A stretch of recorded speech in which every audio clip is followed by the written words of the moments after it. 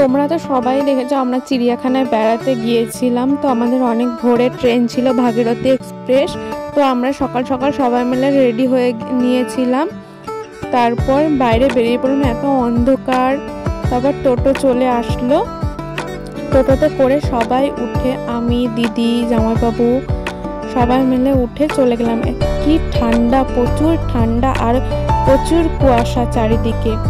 তারপর স্টেশনে নেমে পড়লাম। স্টেশনে নেমে একটা পুরনো বাড়ি দেখতে পেলাম।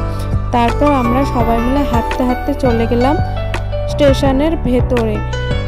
একটু দূরে নেমেছিলাম, তো একটু হেঁটে যেতে হলো আমাদেরকে। তো রেল লাইন পার করে আমরা চলে গেলাম আর একটা প্ল্যাটফর্মে 2 নম্বর, যেখানে আমাদের ট্রেনটা দাঁড়াবে, আমরা সবাই মিলে উঠব।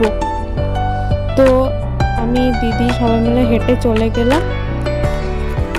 আমাদের ট্রেনটা ছিল একটু লেট, তো আমরা সবাই মিলে ওয়েট করছিলাম ট্রেনে উঠে পড়ে আমি আর দিদি খেয়ে নিলাম একটু ট্রেনের ঝালমুড়ি মাখা। তো এইভাবে আমরা জার্নি করলাম।